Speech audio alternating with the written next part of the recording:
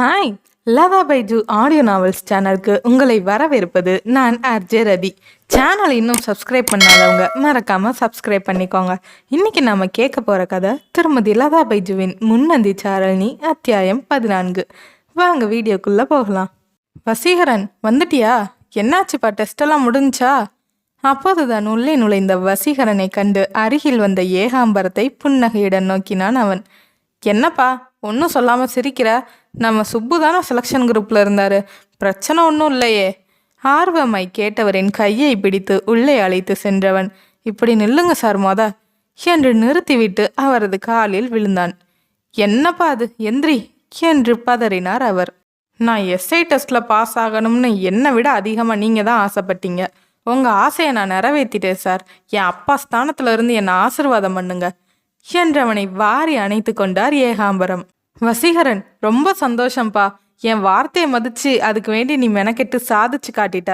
எனக்கு ரொம்ப சந்தோஷமா இருக்கு. நம்ம ஏட்ட அரவிந்தன் சார் பையன் எஸ்ஐ ஆகிட்டான். இதோட உன் வளர்ச்சி நிற்க கூடாதுப்பா.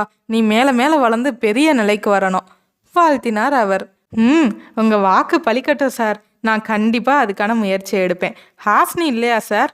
மேடம் இன்னும் வரலையேப்பா. நான் கூப்பிட்டு பார்த்தேன், எடுக்கலை.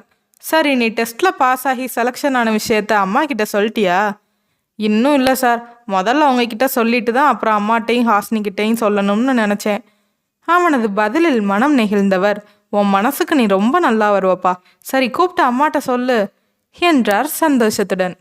சரி சார், நான் அம்மாட்ட பேசிட்டு வரேன் என்றவன் அன்னையின் அலைபேசிக்கு அழைத்து கொண்டே வெளியே நடந்தான். ஹலோ, சொல்லுடா கண்ணா, டெஸ்ட்லெல்லாம் ஜெயிச்சிட்ட தானே? எடுத்ததும் அன்னை கேட்ட கேள்வியில் திகைத்து போனான் அவன். எப்படிம்மா, நான் சொல்றதுக்கு முன்னாடியே ஜெயிச்சிட்டேன்னு சொல்றீங்க? என் பையனை பத்தி எனக்கு தெரியாதா? எந்த காரியத்துல இறங்கினாலும் அதுக்காக சரியா தயாராகிட்டு தானே செய்வ. அப்புறம் எப்படி ஜெயிக்காம இருப்ப? சரி, எப்போ உனக்கு போஸ்டிங் வரும்? மருமக கிட்ட சொல்லிட்டியா என்று சந்தோஷத்துடன் கேட்டார் அவர். மா, போஸ்டிங் எப்போ வேணும்னாலும் வரும். அதுவரை இப்போ இருக்க ஸ்டேஷன்லேயே இருக்கலாம். அதுக்கப்புறம் வேற எங்கேயாச்சும் எஸ்ஐயா போஸ்டிங் போடுவாங்க. ஓ அப்படியா? ரொம்ப சந்தோஷம்ப்பா. கண்ணா, வளர் பேசுகிறாளாம், கொடுக்குறேன். கொடுங்கம்மா என்றான் மகன். ஹலோ டுபுக்கு போலீஸு, இந்த ஓடுறது தாண்டுறது ஏறுறது குதிக்கிறதுன்னு குரங்கு வேலைலாம் பண்ணி எஸ்ஐயா செலக்ட் ஆகிட்டீங்க போல. ஆடி பாவி, ஒன்ன இதெல்லாம் உனக்கு குரங்கு வேலையா தெரியுதா என்ன? ஆமாம், இதெல்லாம் குரங்கு செய்கிற வேலை தானே. இதுக்கு போய் நீங்கள் செலக்ட் ஆகிருக்கீங்க. சரி போட்டோம், ஒழுங்கு மரியாதையாக எனக்கு ட்ரீட் கொடுக்க வந்துருங்க போலீஸே என்றாள் வளர்மதி. ஹலோ, இவ்வளோ நாள் தான் நான் போலீஸு, இனி என்னை எஸ்ஐ சார்னு தான் சொல்லணும். அப்போ தான் ஐயா ட்ரீட் கொடுப்பேன் என்று அவன் வம்பு வளர்க்க. ஓ சரிங்க எஸ்ஐ சார், சீக்கிரமே ட்ரீட் கொடுங்க என்றாள் வளர்மதி. சரிம்மா, உனக்கு கொடுக்காமலா? காலையில் ஹாஸ்பிட்டல் போனேன்ல, டாக்டர் அங்கே என்ன சொன்னாங்க? அண்ணா, இனிமே என்னை செக்கப்புக்கு வர வேண்டாம்னு சொல்லிட்டாங்களே. காயம் சரியாயிடுச்சு, ஸ்கேனிங்லேயும் எந்த பிரச்சனையும் இல்லை. இனி நீ இஷ்டம் போல் சந்தோஷமாக இருக்கலாம்னு சொல்லிட்டாங்கண்ணா. அப்பா, இப்போதாம்மா எனக்கு ரொம்ப சந்தோஷம். இதுக்கு கண்டிப்பாக ட்ரீட் கொடுத்துடலாம் என்று சிரித்தான் வசீகரன். அண்ணா, நீ எஸ்ஐ டெஸ்ட்டுக்கு போனனால அன்னிக்கிட்ட சொல்லலாம்னு அவங்க நம்பருக்கு ஹாஸ்பிட்டல்லேருந்து ட்ரை பண்ணேன். அன்னி ஃபோனை எடுக்கவே இல்லைண்ணா. பக்கத்தில் இருந்தா சொல்லிடுறியா? அவங்களும் சந்தோஷப்படுவாங்கல்ல என்று வளர்மதி கூறியதும், சரிம்மா நான் சொல்லிடுறேன் என்றவன் யோசனையாய் அலைபேசியை அணைத்தான். ஹாசினியை அழைக்க அது முழுவதும் சினுங்கிவிட்டு நின்று போனது. தனது இருக்கையில் வந்து அமர்ந்தவனுக்கு மனது ஏனோ சந்தோஷமாய் இல்லை. அப்போது அங்கிருந்த தொலைபேசி அலற வேகமாய் சென்று அதை எடுத்து காதுக்கு கொடுத்தான். ஹலோ, நான் சங்கர் பேசுகிறேன். பதட்டமாய் வந்தது டிரைவரின் குரல். சொல்லுங்க சார், என்னாச்சு? எங்கே இருக்கீங்க இப்போ? நான் இங்கே நளினி ஹாஸ்பிட்டல் பக்கத்தில் இருக்கிற ஒரு இரும்பு குடோன் கிட்ட இருக்கேன்ப்பா. அந்த சிவாவோட ஆளு ஒருத்தனை பின்தொடர்ந்து போயிட்டு இருந்தோம். அவன் அந்த குடோனுக்குள்ளே நுழைஞ்சான். அவன் பின்னாடி நாங்கள் போனப்ப என்ன ஆச்சு? அவசரப்படுத்தினான் வசீகரன். அங்கே இன்னும் 4-5 ரவுடி பசங்க எங்களை சுற்றி வளைச்சிட்டாங்க. மேடத்தை வேற பிடிச்சி வச்சுருக்காங்க. அவங்க கூட கணேஷ் இருக்காரு. கண்ட்ரோல் ரூமுக்கு கால் பண்ணி இன்னும் 4-5 பேரை உடனே கிளம்பி ஸ்பாட்டுக்கு வர சொல்லுங்க என்றார். ஓகே, இதோ நான் சொல்லிடுறேன் என்று வசீகரன் பரபரப்பாகினான். கண்ட்ரோல் ரூமுக்கு அழைத்து விஷயத்தை கூறிவிட்டு அருகில் பதற்றத்தோடு நின்று கொண்டிருந்த ஏகாம்பரத்திடம், சார் நான் ஸ்பாட்டுக்கு கிளம்புறேன் என்றவன் அவரது பதிலை எதிர்பார்க்காமல் தன் புது பைக்கை எடுத்துக்கொண்டு பறந்தான். எங்கேயாச்சும் பிரச்சனைனா போறதுக்கு யோசிக்கிறாள், பொண்டாட்டிக்கு பிரச்சனைனதும் பறக்கிறத பாரு என்று நினைத்தவர், கடவுளே யாருக்கும் ஒன்றும் ஆகக்கூடாது என்று மனதுக்குள் வேண்டிக் கொண்டார். சங்கர் சொன்ன ஸ்பாட்டுக்கு சென்ற வசீகரன் போலீஸ் ஜீப் நிறுத்தியிருந்ததை வைத்து குடவுனை கண்டுபிடித்து விட்டான். மெல்ல அவன் பதுங்கி பதுங்கி ஒளிந்து கொண்டு மறைவாய் நின்று உள்ளே பார்த்ததும் பதறி போனான். ஹாசினின் கைகள் இரண்டும் கட்டப்பட்டிருக்க அவளது கன்னங்களில் அரைந்ததற்கான விரல் அடையாளங்கள் இருந்தன. உதடுகளில் பல்குத்தி இரத்தம் வழிந்திருந்தது. அவளை அந்த நிலையில் கண்டதும் அவனது மனம் துடித்தது. கண்கள் சிவக்க கைகள் முறுக்கேற அந்த சூழ்நிலையை ஆழ்ந்து கவனித்தான். அங்கு கணேஷ் கீழே விழுந்து கிடக்க சங்கரும் கைகள் கட்டப்பட்டு இரத்தம் ஒழுக ஒரு ஓரத்தில் நின்று கொண்டிருந்தார். ஹாசினியின் துப்பாக்கி அந்த தாடிக்கார ரவுடியின் கையில் இருந்தது. தாடியை சொரிந்து கொண்டே அவள் அருகில் வந்தவன், என்னம்மா போலீஸ் அம்மா, ரொம்ப தான் விரைச்சிக்கிட்டு நின்னா, இப்போ என்னாச்சு பாத்தியா? எவ்வளோ பெரிய போலீஸா இருந்தாலும் நீ ஒரு பொம்பளை, அதை மறந்துட்டியே என்றவன் அந்த துப்பாக்கியால் அவள் முகத்தில் கோடு வரைய ஹாசினி முறைத்து கொண்டே முகத்தை திருப்பி கொண்டாள். அட, இன்னும் வரப்பு போகல போல இருக்கே.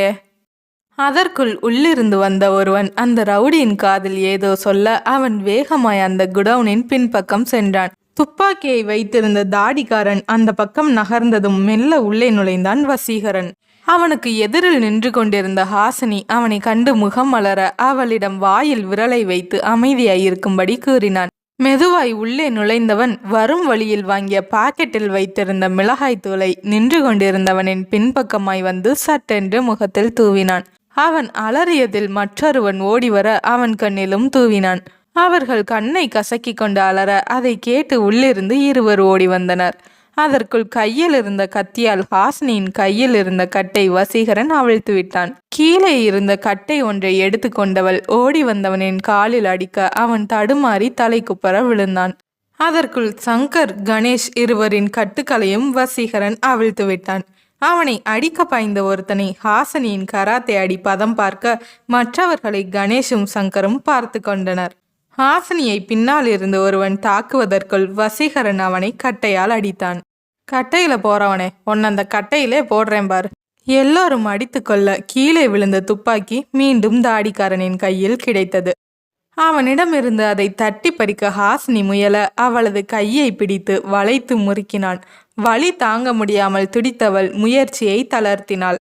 அந்த இடைவேளையில் துப்பாக்கி அவன் கைக்குள்ளேயே சரணடைந்தது. ஹாசினியின் கையை அவன் முறுக்குவது கண்டு வசீகரன் அடிக்க வருவதற்குள் தாடிக்காரன் கையில் இருந்த துப்பாக்கியால் அவன் தலையில் ஓங்கி அடித்து விட்டான்.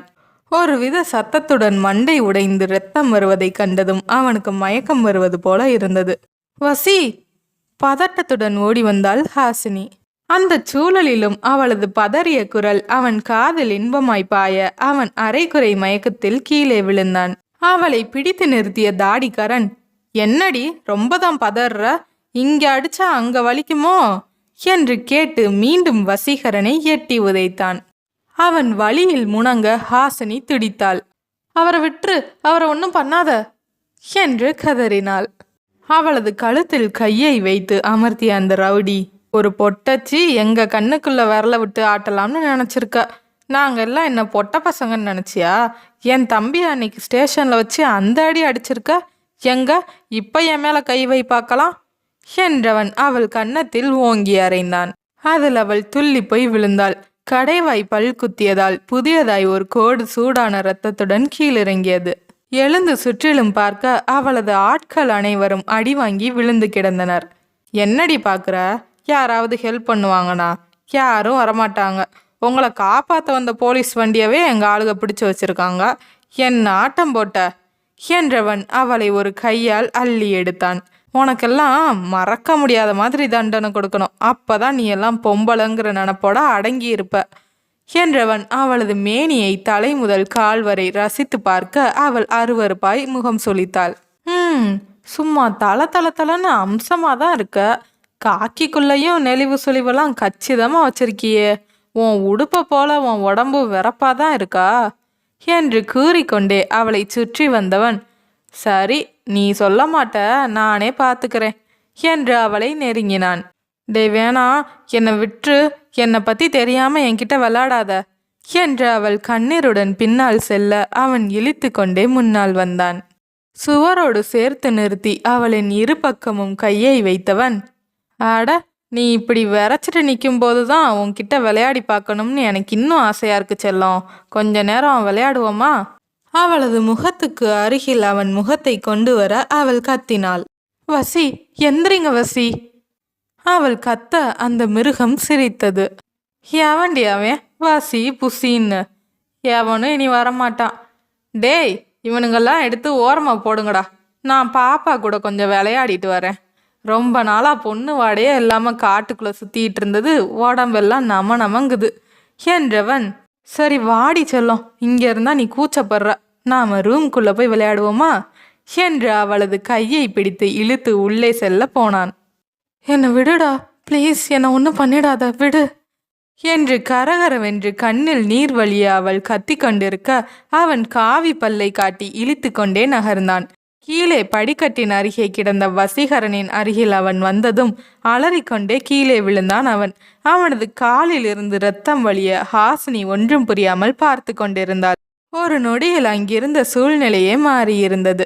வசீகரனின் கைக்கு கிடைத்த இரும்பு கம்பி ஒன்று தாடிக்காரனின் காலை கிழித்திருக்க அவன் கையில் இருந்த துப்பாக்கி வசீகரன் கைக்கு வந்திருந்தது. மெல்ல எழுந்தவன் கீழே கிடந்த தாடிக்காரனின் தலையில் குறிவைத்தான். என்னடா சொன்ன? அவளை காப்பாத்த யாரும் வரமாட்டாங்களா? நான் வருவேன்டா. அவ புருஷன், நான் வருவேன். அவ என்னோடது. கண்டவனும் கை வச்சு விளாடுறதுக்கு அவ ஒன்றும் பொம்மை அல்ல, என் பொண்டாட்டி என்றவன் அவளை தன் கை வளைவில் சேர்த்து அணைத்து கொண்டான். பேபி, நீ ஓகே தானே? பயப்படாத, நான் இருக்கேன்.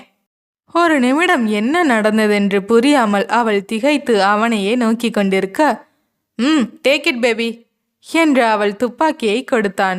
பெண்ணுக்கே உரிய பயத்தில் நடுங்கிக் கொண்டிருந்த ஹாசினி துப்பாக்கியை ரவுடிகளை நோக்கி பிடித்திருந்தாலும் வசீகரனின் வார்த்தைகளில் பிரமித்து அவனையே கண்மூடாமல் பார்த்து கொண்டிருந்தாள்.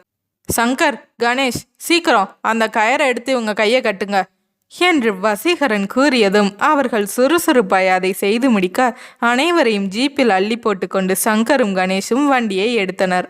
வசீகரனின் கைப்பிடிக்குள்ளேயே இப்போதும் இருந்தாள் ஹாசினி. பேபி, போலாமா என்றவன் வண்டியை உயிர்ப்பிக்க அதில் ஏறி அமர்ந்தவள் அவன் தோளோடு சேர்ந்து ஒட்டி கொண்டே அமர்ந்திருந்தாள். அவளது கைகள் இப்போதும் நடுங்குவதை உணர்ந்த வசீகரன், பேபிமா, இன்னும் உன் டென்ஷன் போகலையா? வேணும்னா என் இடுப்பில் கை கோர்த்து முதுகோட சேர்ந்து உக்காந்துக்கோ, உன் பயம் போயிடும் என்றான். அவன் சொல்வதன் காரணம் மெல்ல தலைக்கேற அவன் சொன்னதும் உடனே இடுப்போடு சேர்ந்து அமர்ந்திருந்தவள் அவன் முதுகில் செல்லமாய் குத்தினாள். ஆனாலும் அந்த குத்தலில் காதலே நிறைந்திருப்பதாய் வசீகரனுக்கு தோன்றியது. அவனுக்கு ஒன்று என்றதும் அவள் துடித்ததும் அவளுக்கு ஒன்று என்றதும் அவனை அழைத்ததும் எல்லாம் அவள் காதலையே வெளிப்படுத்தியது. அவன் தலையில் அவள் மெல்ல அடிக்க அவன் ஆ என்று வேதனையில் முகத்தை சுளித்தான். சாரி வசி, தலை ரொம்ப வலிக்குதா? ஏதாச்சும் ஹாஸ்பிட்டலில் போய் நிறுத்துங்க வசி, காயத்துக்கு மருந்து போட்டுட்டு போயிடலாம் என்றாள் அவள் பதறிக்கொண்டே. அவளது பதட்டமும் அக்கறையும் அவனுக்கு மிகவும் பிடித்திருந்தது. பேபி, தலை வலிச்சதுதான், ஆனா நீ இப்படி என்னோட ஒட்டிக்கிட்டு உட்காரும்போது எந்த வலியும் எனக்கு தெரியல, ரொம்ப சுகமா இருக்கு என்றான் குறும்பு சிரிப்புடன். உங்களுக்கு ரொம்ப தான் கொழுப்பு வசி என்று செல்லமாய் சினுங்கியவள் அவனை விட்டு விலகாமலே அமர்ந்திருந்தாள். அவளது மனதின் வெளிப்பாடு அவனுக்கு சந்தோஷத்தை கொடுக்க அந்த நிமிடங்கள் மிகவும் அழகாய் அவன் மனதில் பதிந்தது. வழியில் ஒரு ஹாஸ்பிட்டலில் வண்டியை நிறுத்தியவர்கள் வசீகரனின் காயத்துக்கு தலையில் மருந்து வைத்து கட்டினர். ஹாசினிக்கும் காயத்துக்கு மருந்திட்டு கொண்டு கிளம்பினர். வழியில் ஒரு பழமுதிர் நிலையம் முன்பு வண்டியின் வேகத்தை குறைத்தான் வசீகரன். பேபி, ஜூஸ் ஏதாவது குடிக்கிறியா? சரி என்றவள் வண்டியை விட்டு கீழே இறங்கினாள். அவளுக்கு இப்போது அவனது பேபி என்ற அழைப்பு பழகி இருந்ததால் அது வித்தியாசமாய் தெரியவில்லை. அவள் ஏதோ யோசித்து கொண்டே அமர்ந்திருப்பதை பார்த்த வசீகரன், என்ன பேபிமா, என்ன யோசிக்கிற என்றான். அது என்று சற்று தயங்கியவள், நீங்க எப்படி கரெக்டா அந்த நேரத்துக்கு அங்க வந்தீங்க? அதுவும் மிளகாத்தூள்லாம் வாங்கிட்டு தனியா ஏதாவது ஆகியிருந்தா என்ன பண்ணியிருப்பீங்க? ரொம்ப தான் குருட்டு தைரியம் உங்களுக்கு என்றாள். பேபி, உண்மையை சொல்லணுமா இல்லை பொய் சொல்லணுமா என்றான் அவள் கண்களையே பார்த்து கொண்டு. அவன் கண்களின் வீரியத்தை தாங்கிக் கொள்ள முடியாமல் பார்வையை மாற்றிக்கொண்டவள், உண்மையவே சொல்லுங்க என்றாள். விஷயத்தை கேள்விப்பட்டதும் அந்த ரவுடிகளால் உனக்கு ஏதாச்சும் ஆபத்து வந்துருமோன்னு என் மனசுக்குள்ள ஒரு பயம் வந்துருச்சு. என்னால் சும்மா இருக்க முடியல. நீ என்னை எப்படி நினச்சாலும் நான் உன்னை என்னோட உயிராத்தான் நினைக்கிறேன். அதான் தனியாகவே கிளம்பி வந்துட்டேன் என்று தன் மனதில் உள்ளதை நேரம் பார்த்து அவள் மனதில் பதித்தான். அதை கேட்டதும் அவள் முகம் நெகிழ்ந்திருப்பதை கண்டவன், என்கிட்ட அவங்கள சமாளிக்க எந்த ஆயுதமும் இல்லை. வர்ற வழியில் எதுக்கு இருக்கட்டும்னு மிளகாத்தூள் வாங்கி வச்சுக்கிட்டேன். வல்லவனுக்கு புல்லு மட்டும் இல்லை, தூள் கூட ஒரு ஆயுதம்தான். இத்தனை பேரை தனியாக சமாளிக்க நான் என்ன சினிமா ஹீரோவா என்று சிரித்தான். உங்களுக்கு அடிதடி சண்டைனாலே பயமாச்சே, இன்னைக்கு என்ன தைரியமாக சண்டை போடுறீங்க? அவள் தெரியாதது போல கேள்வி கேட்டாள். நம்ம ஆளுகளுக்கு ஒரு ஆபத்துனா யாரோ போல பார்த்துட்டு சும்மா இருக்க முடியுமா? தைரியம் இருந்தாலும் இல்லைனாலும் வேடிக்கை பார்த்துட்டு இருக்க முடியாதுல்ல.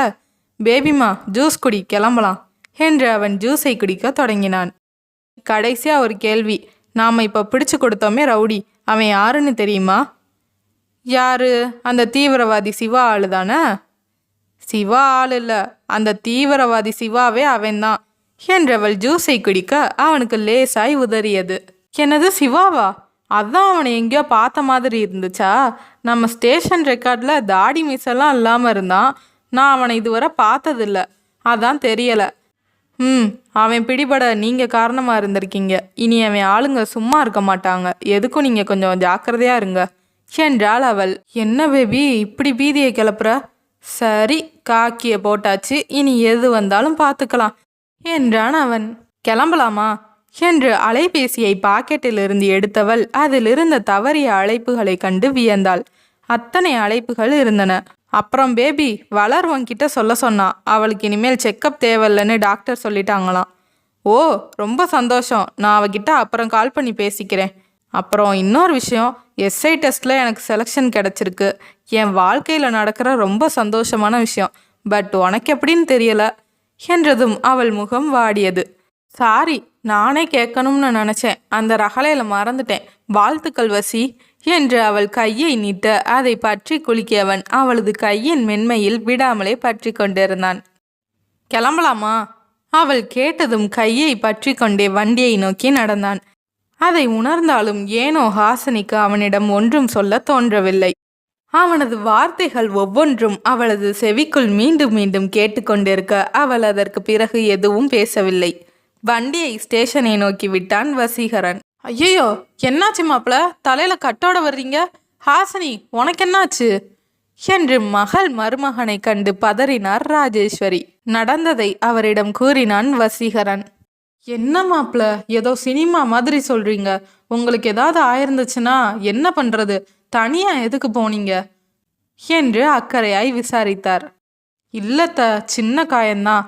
பொண்டாட்டிக்கு ஒரு ஆபத்துன்னு தெரிஞ்சுக்கிட்டு நான் எப்படி சும்மா இருக்க முடியும்?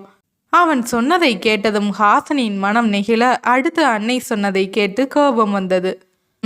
இதுக்கு தான் இந்த மாதிரி ஆபத்தான வேலையெல்லாம் வேணாம்னு முதலே சொன்னேன். என்னவோ இந்த உலகத்தையே இவ தான் சட்டத்தை வச்சு சரி பண்ண போற மாதிரி இந்த வேலைக்கே போகணும்னு அடம்பிடிச்சா. பாருங்க, இப்ப அவளை காப்பாத்த போய் உங்களுக்கு ஏதாவது ஆகியிருந்தா பேசாம நீங்க இந்த வேலையை ராஜினாமா பண்ணிட்டு நம்ம பிஸ்னஸை பார்த்துக்கோங்க மாப்பிள்ள, அதுதான் நல்லது என்றார். மம்மி, என்ன சொல்றீங்க? எனக்கு ஒரு கஷ்டம் ஆபத்துன்னு தெரிஞ்சாலும் அவர் வரக்கூடாதா? கொஞ்சம் மிஸ் ஆகியிருந்தா அந்த ரவுடியால என் மானமே போயிருக்கும். அதை விட அவர் தலையில பட்ட அந்த சின்ன காயம்தான் உங்களுக்கு பெருசா போயிருச்சா? இதை வச்சு பிஸ்னஸ் எங்க தலையில கட்ட பாக்குறீங்களா? அதுக்கெல்லாம் நான் ஒத்துக்க மாட்டேன். அவர் காயத்தை மருந்து போட்டு நான் ஆத்திக்கிறேன், நீங்க எதுவும் சொல்ல வேணாம். மகளின் பேச்சை கேட்ட ராஜேஸ்வரி திகைத்து நிற்க வசீகரனின் மனது ஹாசினியின் உரிமையான பேச்சில் உள்ளுக்குள் குத்தாட்டம் போட்டது. ஹாசினி, உனக்கு ஏதாவது ஆச்சுன்னா மட்டும் இல்லை, என் மாப்பிள்ளைக்கு ஏதாவது ஆச்சுனாலும் என்னால் தாங்க முடியாது. அதான் அப்படி சொன்னேன். கவனமாக இருந்துக்கோங்க. மாப்பிள்ள, நீங்கள் உள்ளே போய் ரெஸ்ட் எடுங்க என்றார். சரியத்தா, நீங்கள் பயப்படாதீங்க, எங்களுக்கு ஒன்றும் ஆகாது என்றவன் எழுந்து மாடிக்கு சென்றான். அவன் சென்றதும் ஹாசினியிடம் வந்த ராஜேஸ்வரி, நீயும் மாப்பிள்ளையும் எனக்கு வேற இல்லைம்மா, அந்த அக்கறையில் தான் அப்படி சொல்லிட்டேன். சரி, அவருக்கு உடம்புல காயம் இருக்கான்னு பார்த்து வெந்நீர் ஒத்தனம் கொடு என்று கூறிவிட்டு அவரது அறைக்கு சென்று விட்டார். ஹாசினிக்கு வசீகரன் மீது அன்னை வைத்திருக்கும் அன்பு புரிய மௌனமாய் சென்றாள். அறைக்குள் வந்த வசீகரன் அத்தனை நேரம் அவர்களின் முன்பு உடம்பு வலியை காட்டிக்கொள்ளாமல் இருந்தான். உடையை கலற்றவும் உடம்பில் ஆங்காங்கே ரத்தம் கன்னி போயிருந்தது. காலை மடக்க முடியாமல் பயங்கரமாய் வலித்தது.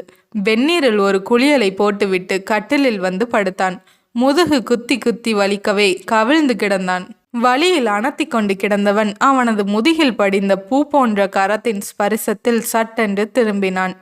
ரொம்ப வலிக்குதா வசி? நான் வேணா அவன் வெந்நீர் ஒத்தனம் கொடுக்கவா? ஆமாம் பேபி, படுக்கவே முடியல. காலும் முதுகும் ரொம்ப வலிக்குது. உனக்கும் வலிக்குதா? அவனது அக்கறை அவளுக்கு பிடித்திருந்தது. என் கையை மட்டும்தான் அவன் முறுக்குனான். கன்னத்துல தான் கொஞ்சம் வலிக்குது. நீங்க படுங்க, நான் வெந்நீர் எடுத்துட்டு வரேன் என்றவள் சிறிது நேரத்தில் ஆவி பறக்கும் வெந்நீருடன் திரும்பி வந்தாள். அவன் டிஷர்ட்டுடன் இருக்கவே தயக்கத்துடன் வந்தவள் அவனிடம், டிஷர்ட்டை கலட்டுங்க என்றாள். அது எப்படி என்று அவன் கூச்சத்துடன் தயங்க, ஆபத்துக்கு பாவல்லவசி, பனியனை கலட்டுங்க என்றாள். அவன் டிஷர்ட்டை கலற்றி விட்டு கூச்சத்துடன் கட்டிலில் அமர, இதுவரை அவனை அந்த கோலத்தில் காணாதவளின் மனது ஏதேதோ உணர்ச்சி கலவையில் துடித்தது. அவனது பரந்த மார்பில் தலை சாய்த்து கொள்ள துடித்த மனதை அடக்கி அதை முகத்தில் காட்டிக்கொள்ளாமல், குப்பரப்படுங்க வசி என்றவள் அவன் படுத்ததும் துணியை வெந்நீரில் முக்கி பிழிந்து சூடாய் ஒத்தடம் கொடுக்க தொடங்கினாள். அவளது முகமாற்றத்தை கவனித்த வசீகரனின் இதழில் ஒரு புன்னகை வந்து ஒட்டி கொண்டது. சூடான வெந்நீர் ஒத்தடத்தில் முதலில் வலியில் புலம்பியவன் போக போக சுகமாய் கண்களை மூடிக்கொண்டான். என்ன ஃப்ரெண்ட்ஸ், இந்த எபிசோட் உங்களுக்கு பிடிச்சிருந்ததா? பிடிச்சிருந்தா இந்த வீடியோவை லைக் பண்ணுங்க. உங்கள் ஃபீட்பேக்கை காமெண்ட்ல சொல்லுங்க. இந்த மாதிரி ஆடியோ நாவல்ஸ் கேட்க விரும்புகிறவங்க ஃப்ரெண்ட்ஸ்க்கு மறக்காமல் ஷேர் பண்ணுங்க. நெக்ஸ்ட் எபிசோட் வர வரைக்கும் stay tuned with Latha Baiju audio novels. உங்களை அடுத்த எபிசோடில் சந்திக்க காத்திருக்கும் நான் ஆர்ஜே ரதி.